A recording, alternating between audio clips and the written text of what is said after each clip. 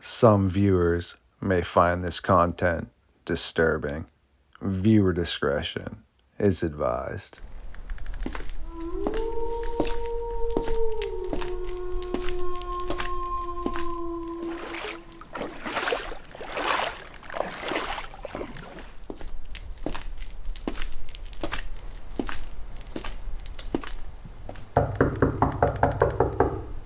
Ooh, we have my little brother here in the Fox Den tonight, a huge supporter of mine, but yet also has a lot of questions he feels I need to answer before we head out to my neck of the woods, the 207. Please allow me to feed.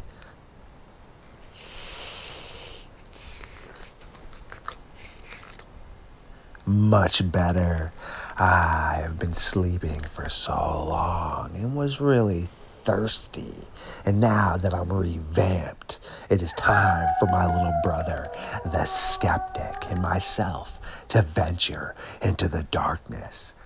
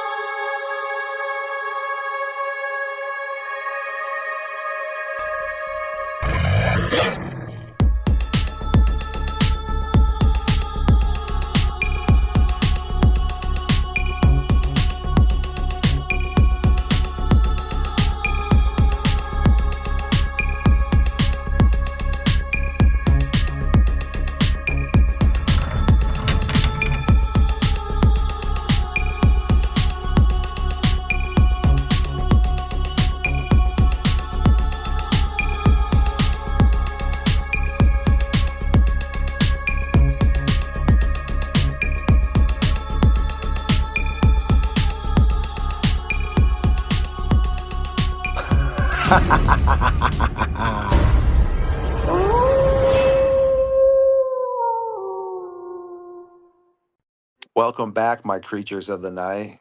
Thank you again for tuning in for another episode of Midnight Lycanthropy and stopping into the Fox Den to hang out with, yes, one of my biggest supporters, as well as one of my biggest skeptics, my little brother, Drew. How are you tonight? I'm doing great. How are you?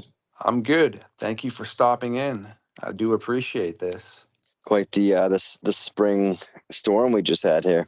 Yes, this is true. I do enjoy the cold when I sleep, but I do not enjoy freezing. Agreed. Yes, so it is good to have power and electricity and get back to researching and getting some cool guests on, such as yourself. Yes, sir. Civilized world.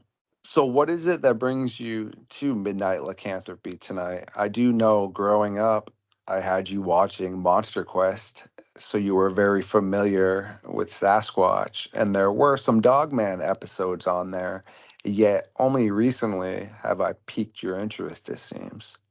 Yeah. When we watched Monster Quest, I was a bit young, and obviously, Bigfoot's kind of the prevailing theory here when it comes to cryptozoology. So it was a bit more common. Dogman kind of slipped my interest, and also, I don't know how I felt about the idea of something that looked like a werewolf running around the woods. Denial's a cool protection, I guess. Understandable. It could be quite terrifying to put a thought to the Dogman. What do you know about the Dogman? Are you familiar with anything besides, as you mentioned, it looking like a werewolf? A little here and there. I mean, I know it can choose whether it wants to be, bipedal or quadrupedal. Looks like a big ass wolf. Sometimes humanoid, depending on species and genus type or whatnot. But otherwise, no, really just for our conversations. So you pretty much know the general skeletal structure of the Dogman lore.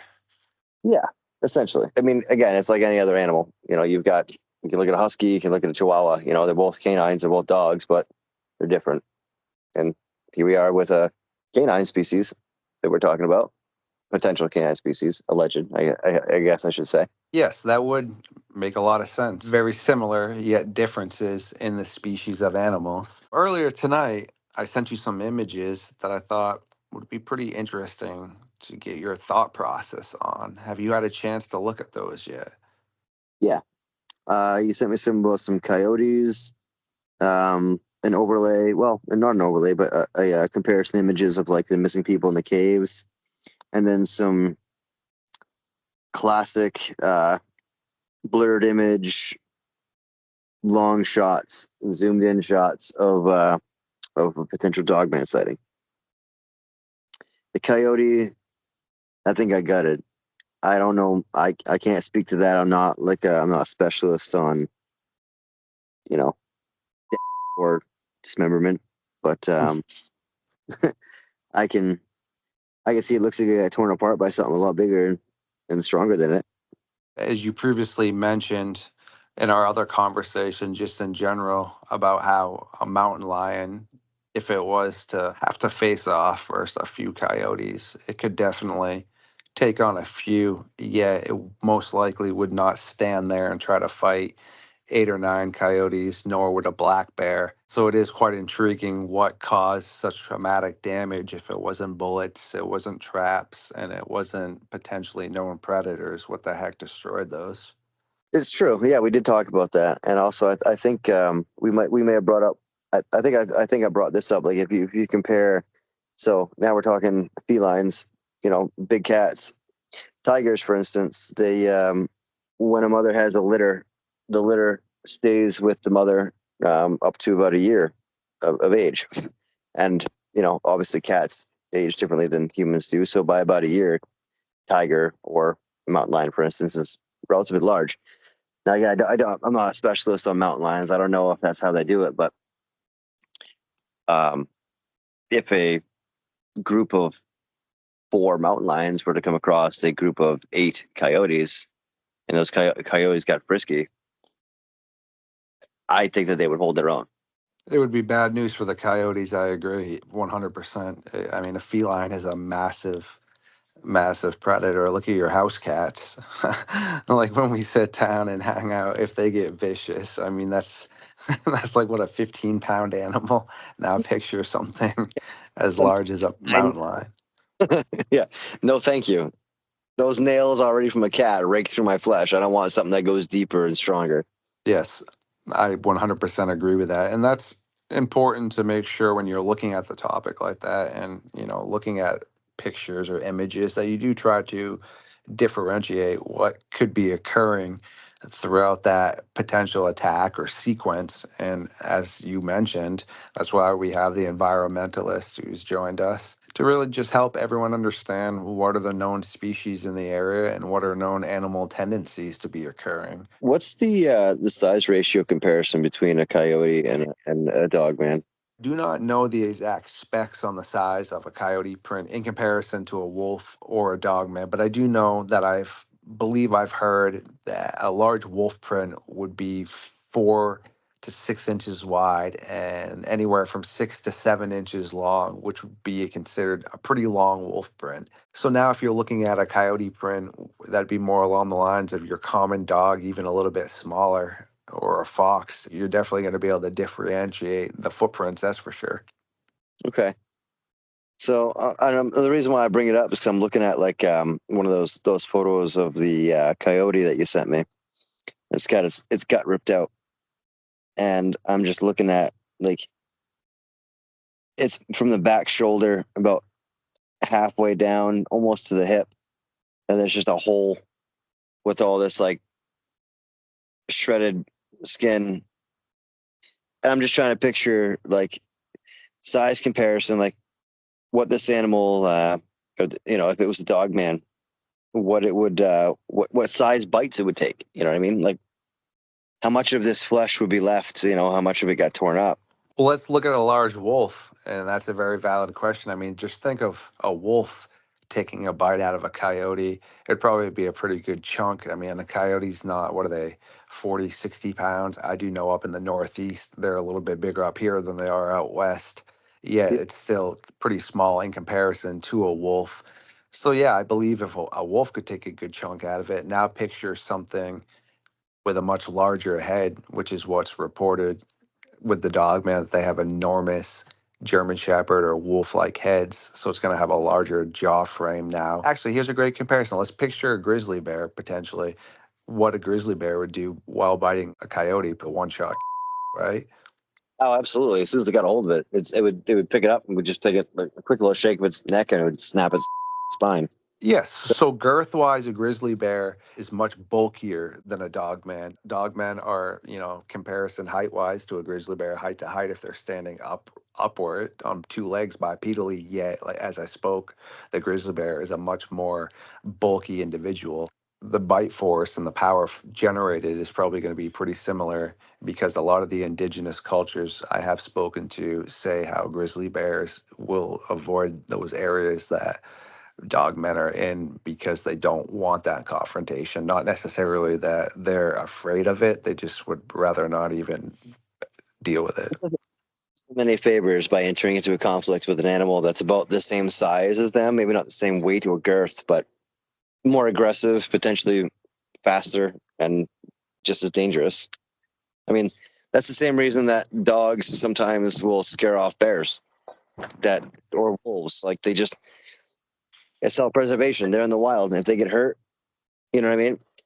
If an ankle gets bit and a tendon gets sliced, potentially could. That's it. They can't hunt now. No, you are very correct. Predators are hypochondriacs. So if you are a pack animal and you're lucky, maybe your pack does nurse you back to health, or maybe they cannibalize you. If you are a solo predator, yeah, you're definitely in some deep trouble, which then you most likely would turn to something very simple like a human. And those are very valid points. When you look at the rest of those pictures, what are your thoughts on some of the other images that were sent? The prints. I was just looking at the prints. Some of those, they look like they could be legit. I mean, obviously, we know that there's that. I can't remember what that thumb is called on an animal, like cats and dogs and wolves have them. It's that one that's a little bit higher up behind the pad. It's almost like the ankle thumb or whatever it's called. And then the fact that this being a bipedal dog, if you look at the back of a dog's leg, the thigh comes down, and then there's that almost reversed knee bone, and then it comes down to the foot where the ankle is. And I think from what you've told me that their foot and ankle kind of flex a little bit, so it makes that imprint. So I'm wondering how big, like if you look at a regular dog, right, and the paw print is maybe 4 inches in diameter, and then what's the distance between where that pad of their paw meets the ground to where that ankle bone is almost, or that reverse knee bone? You're very correct. If you look at like a Great Dane, for example, their footprint is massive. If you were to put a Great Dane footprint down beside potentially a Dogman in width wise, it could be about as wide. But when you still look at the Great Dane's foot, you can tell it's not meant to be bipedal. When you look down at the potential Dogman footprint, it's got more of a similar build to a human foot, which is meant to support itself upright more. Same thing with a bear. When you look at a bear's foot, yeah, I can walk bipedally clumsily. It's not really designed for that, though. But if you were to look at any sort of animal that would be fully or comfortable bipedally, its foot would have to be designed very similar to ours. Okay. In that respect, I want to compare two of the pictures that you've sent me. One of them is in the sand, where there's a hand next to it, and it's got 1, 2, 3 toes at the center pad, and then the pad kind of tapers up, and there's a deep imprint towards the back where the heel would be. Yes, those are from the Shenango Valley in Pennsylvania, from an old military base. And it's in a pretty remote area. A friend of mine actually came across those by mistake, and he wasn't even out there looking for dogman activity.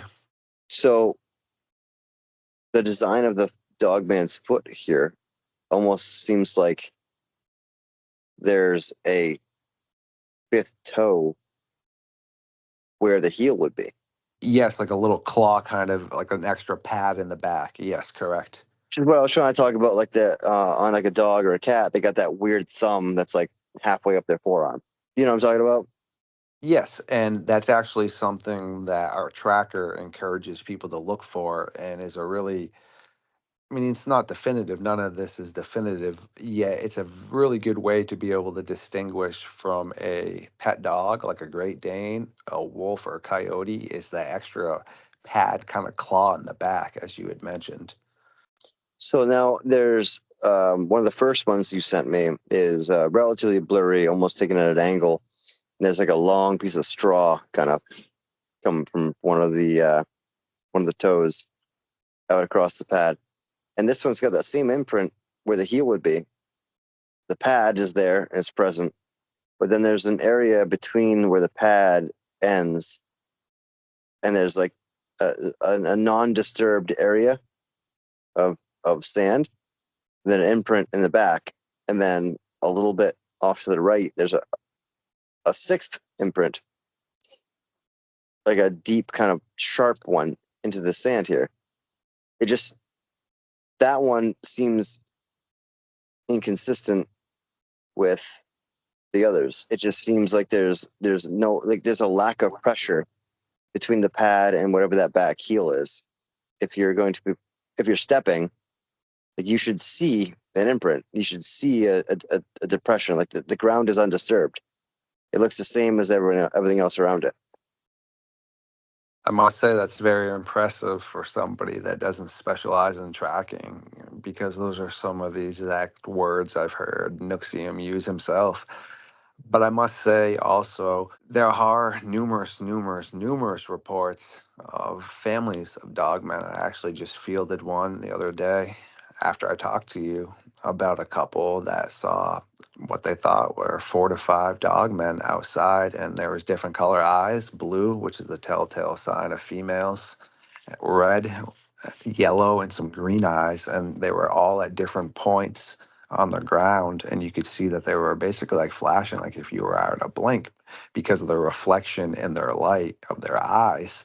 So obviously, if you have different sized individuals, they would leave different size prints at different stages in their growth as well. Yet you are also correct that it is super important to be able to try to distinguish that, which is also why those aren't definitive. So everything I did send you, we Yeah. encourage anyone to try to debunk anything if possible. We don't hold any sort of connection with any of these images. We didn't make these. A lot of people that we work with didn't take these. So I myself have no connection with that. My job is to put something out there. If it's debunked, it goes into the debunked folder. If it's unable to be debunked, we put it in the potential evidence folder until we can bring merit to the topic. Right. You're just being objective and collecting the information. That one that I talked about first, which had the hand next to it, right? In the sand.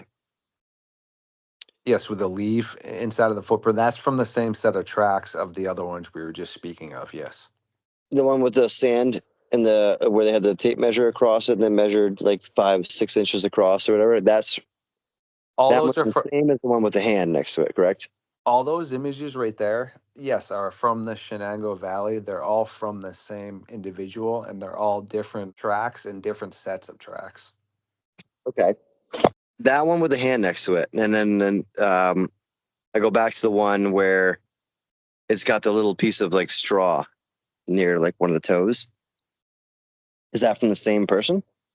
So the castings, I believe I sent you a couple castings, and then I sent you a couple in the actual nice quality dirt where you're able to see, like you were saying, the extra nail and padding in the back. Those are all from Jamie. And then I sent you, I believe, a couple in the snow. And then I also sent you the one you were just speaking about in the clayish type harder surface.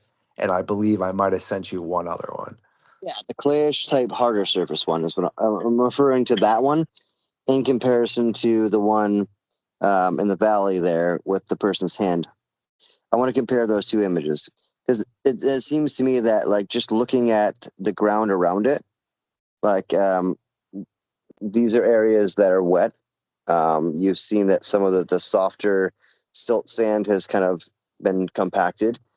Some of the larger bits of granules are kind of stuck on the surface a little bit. So that's an area where it's used to water and it's hard soil. You can tell just by the way that the dirt kind of spilled up and away from the footprint, with the one here with the person's hand next to it. And then if we go to the one that looks, the first one that you sent me, which is kind of like a little bit more of a distorted image, kind of looks more like clay. The one with the hand has that depression that moves from the pad to the back heel, and it's like it's a gradual depression. It goes deeper where the weight would be. It kind of comes up down towards where that heel would be, and then it's a large depression again, indicating that there would be like a heel thumb or something along those lines. And then you go to that more distorted image where, again, it looks like clay, but there's a distinct undisturbed area between where that heel depression would be and where the pad ends. And I guess if I'm looking at it, the depth of the depression would make sense, because if it's harder soil and they're okay.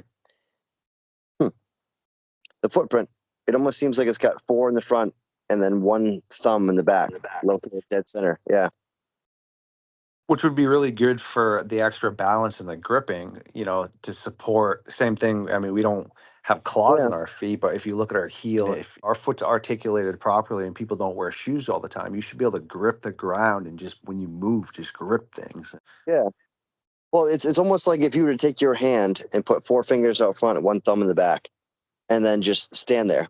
Not necessarily like your palm wouldn't, your palm of your hand wouldn't touch the ground, but you'd have 4 points of contact in the front and then 1 in the back. It's almost like that's what their foot's doing. Yes, and it's super, super intriguing in that regards because, like I said, being quadrupedal and bipedal, it just makes it where it wouldn't need to have grips like that. So when people report seeing them in trees, like I just spoke to a couple that were together hanging out with some friends, heard a big bang on the side of the cabin, all of a sudden, doom, doom, doom, doom, doom, across their metal roof, and then silence. So once they mustered some courage to step outside, they could see that there was a bunch of fresh broken branches and brush from the tree and these tracks going over their roof and then just off into the forest. So they believe this dog man that's been harassing the neighborhood was banging on the side of their cabin, climbed up the tree, leapt onto their roof, which is why they heard the claws and clink, clink, clink, and then leapt off the roof off into the forest.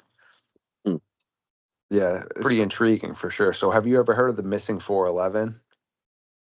Yeah, you spoke to me about that. That's with the overlay of the national parks and the missing persons. You were supposed to present me with a graphic, like an overlay graphic, but I get it. I put you under pressure. So Yes, you are correct. I've yet to make that. Those are the images I sent you where you can see, the Dogman encounters locations, you can see the national known cave systems, and then you can see the area where the people go missing.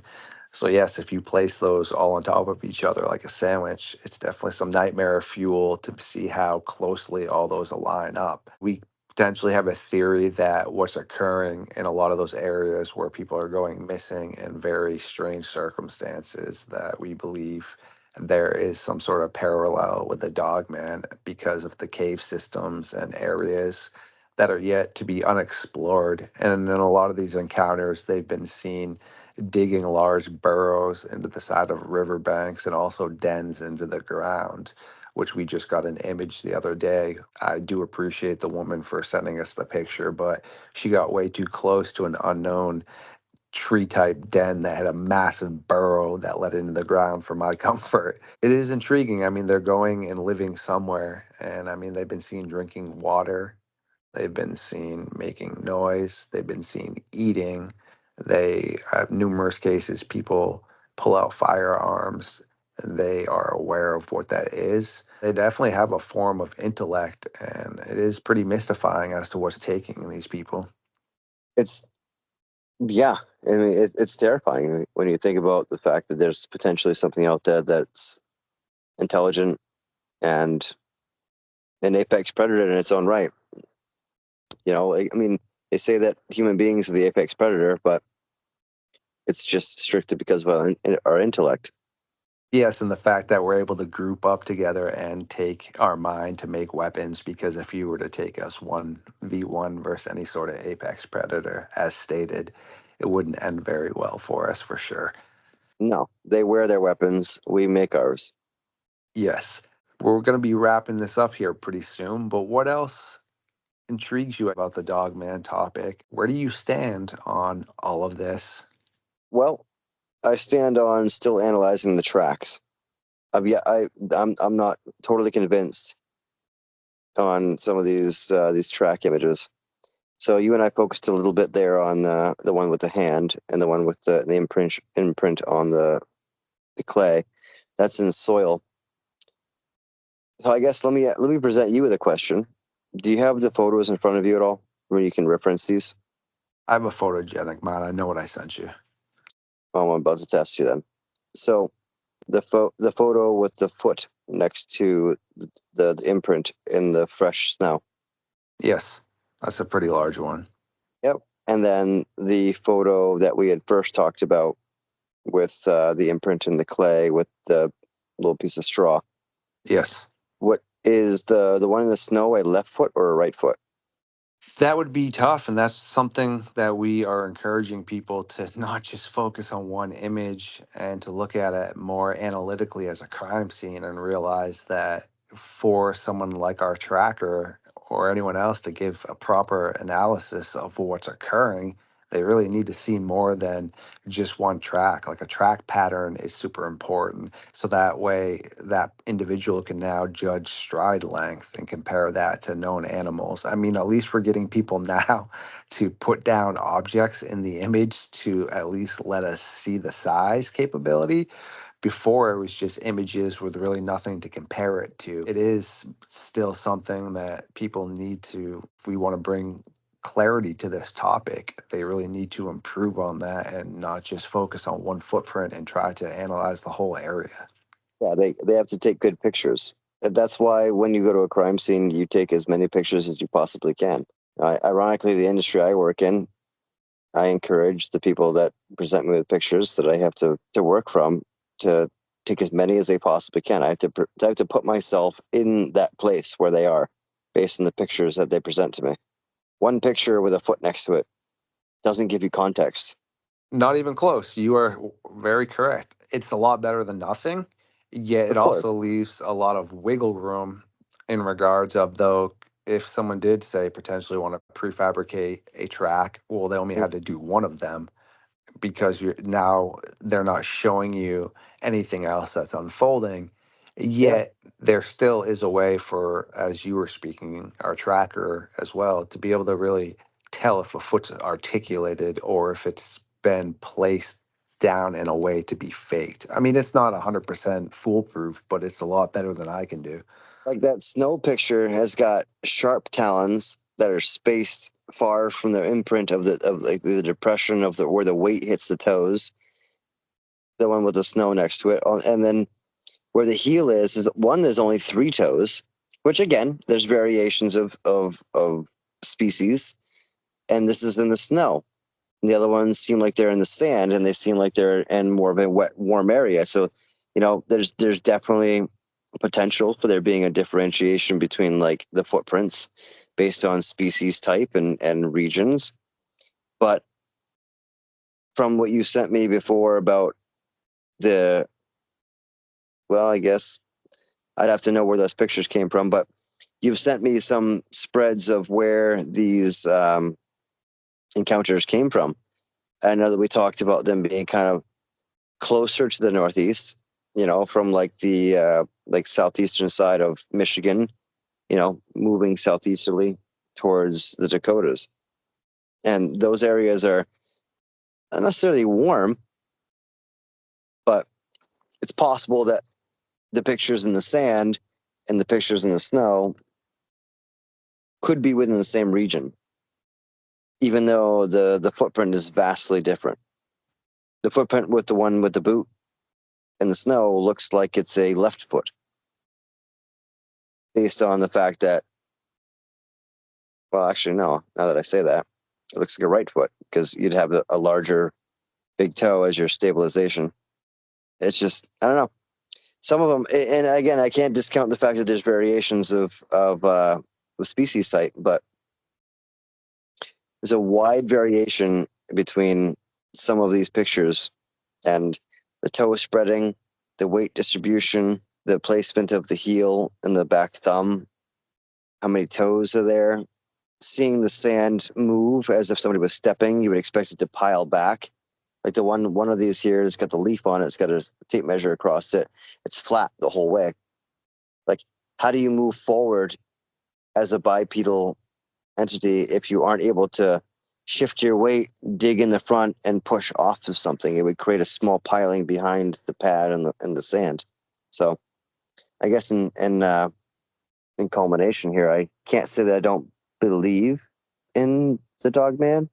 I just think that there's a wild variation between the footprints that people are calling credible.